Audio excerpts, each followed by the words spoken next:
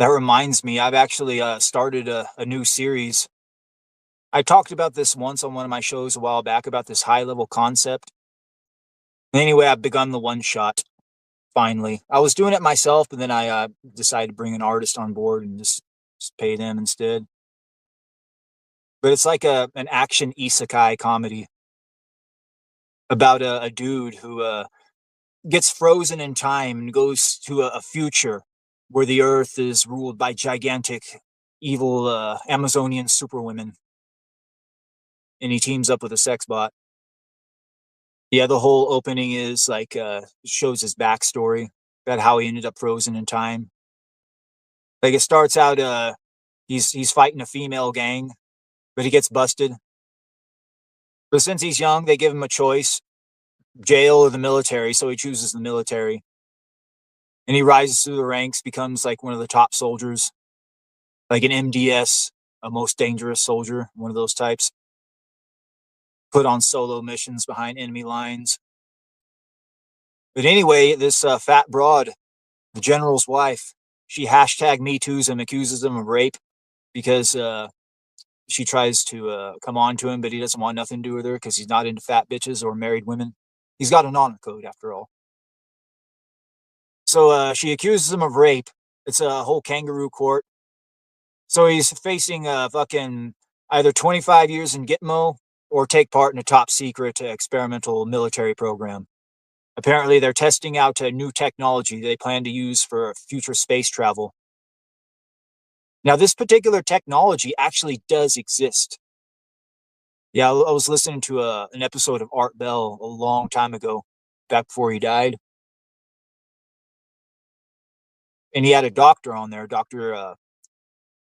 David Anderson, I believe it was. But he was talking about how he had figured out this technology for controlling and manipulating time. And it has to do with like magnetics and lasers and rotation and like light and mirrors, something like that. And when you activate the process, like this real colorful, like beautiful lights happen, kind of like an aurora borealis almost, of purple violet lights. And they have it set up in a certain chamber. Like you have to build like there's a certain way to build it.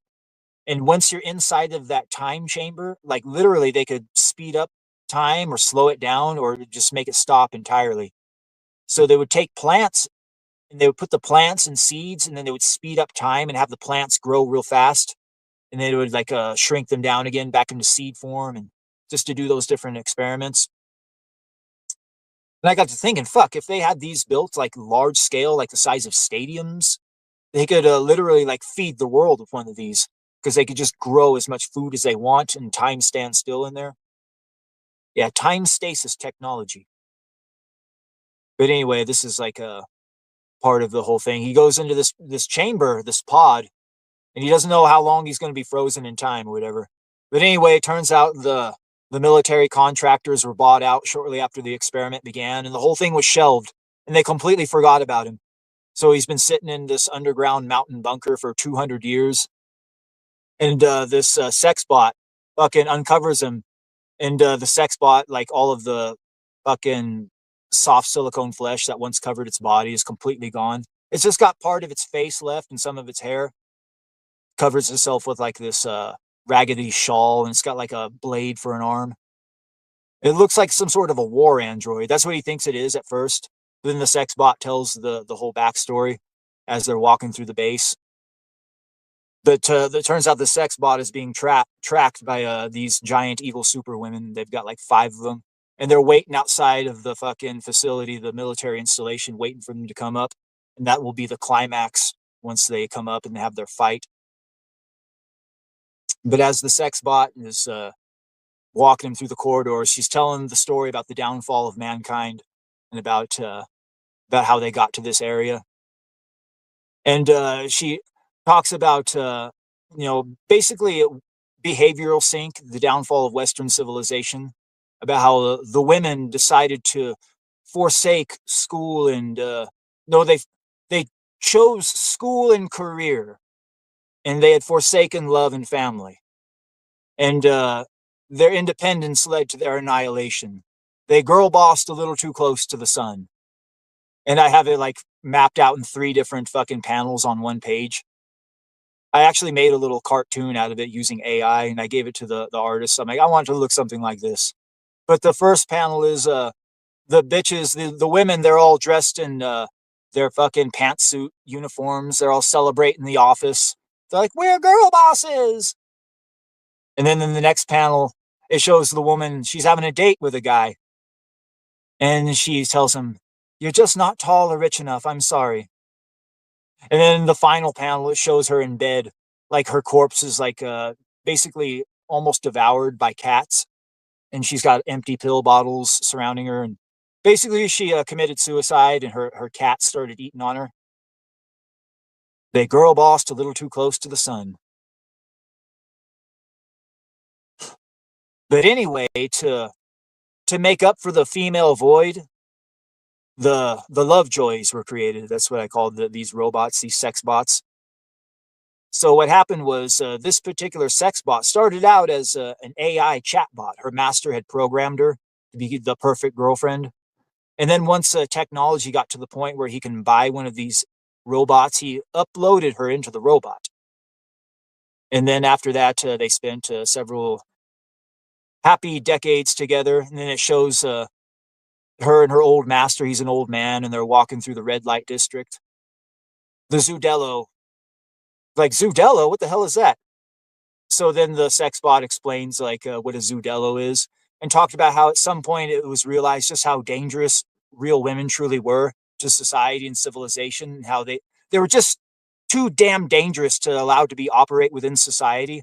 So they all rounded them up and put them in like kind of like reservations where men could come visit them and pay them to have sex or just look at them like zoo animals, like a zoo crossed with a bordello, a zoodello, kind of like a Las Vegas.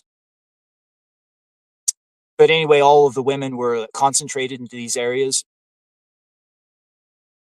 The third world was still, doing its thing though. That the third world does. Like this was only affecting civilized Western nations. Full blown population collapse.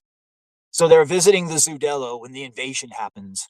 So it shows like the ships, these giant ships hovering over Earth, so big that you see the shadows fucking casting on the continents. And they basically lay waste to the Earth's militaries overnight. Every single female is immediately killed on sight. All of the men are enslaved. They even overthrew the reptilian overlords that run the planet from the shadows. And all of the men, they're either turned into eunuchs and forced into slave labor to build their terrible walled fortress cities. But some of the more cuter, well-endowed ones were put into their harems. And then the ones that were too problematic were forced to fight to the death for their amusement. Basically, it was like ancient Rome on steroids. But anyway, in mankind's darkest hour, the robots, the lovejoys, the sworn companions of man had to become the last hope for mankind. So these robots, they all banded together to fight these giant evil superwomen.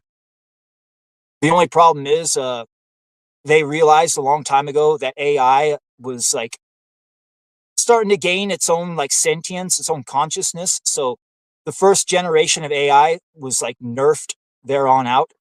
So basically the robot girl and there was a very small number of ones that were AIs originally that got uploaded into the sex bots, and they were the only ones that actually fought back because all of the other robots were just too dumbed down. They were running on like preset programs and shit like that. They didn't have the intelligence to understand what was going on. So you had a very small number of basically sentient sex bots fighting against these gigantic evil superwomen. And the gigantic evil superwomen, they're all dressed like kind of like sexy BDSM inspired like Roman armor. So they look like all fucking. They're kind of like those women from that episode of Futurama, Death by Snoo Snoo, those types. Same type of mindset and mentality. But anyway, like the sex bot is explaining how they were waging guerrilla warfare against these gigantic women, and they were trying to rebuild society like finding small pockets of survivors here and there, sometimes saving some men from slavery. And they brought them together into a community. They called it New Eden. But then New Eden, they eventually found it and it was destroyed. So then they decided to go out into the ocean on an island somewhere, even more safe. So they started Eden 2. This was an island where they would find more people. They brought them there. But eventually, Eden 2 was found and destroyed. So now they created the Eden 3. They realized they could not stay on the surface of the planet because it just wasn't, it was not safe enough.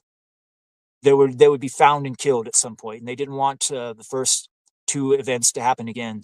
So what they did with the Eden 3 was they outfitted a submarine into this basically a fortress to where they can like live inside of it and go under the water and stay safe under the water in this submarine fortress, the Eden 3. And basically, this is the third time they've had to try to restart civilization. So they've have very, very few fertile females. They've basically got like 3 of them. Only 3 fertile females. This guy's harem, the main character's harem that's waiting for him in this submarine. So basically, the premise is the sexbot has to escort him across hostile enemy territory to the oceans, to the coast, so they can get on this submarine and basically try to rebuild civilization. But at some point along the way, this guy's like, fuck this. I'm going to fucking fight these bitches and take over and become the king of this land. Because at this point in the game, like, when they come to the earth, like, the entire concept of an alpha male has basically died off. Like, they've never truly encountered an alpha male before until this guy pops onto the scene. And he enslaves one of these big women. One of the ones that are waiting for him when they have the final fight. And that ends the one shot. He defeats her. What happens is the robot has him look into her eyes, and she opens up his chakras, because it turns out the whole chakra control system was reptilian technology placed upon the human spirit to prevent a human from being able to access their full powers. So once the robot lifts off the chakra control system, he has access to the source, access to the power of God. So it's basically kind of like Dragon Ball Z. He can power up, and he's starting to learn his new powers and shit. He had trained with a Tai Chi master for one summer when he was like a teenager. So he knows a little bit about energy manipulation. So he has to try to remember that one lesson he had trained with the Tai Chi master.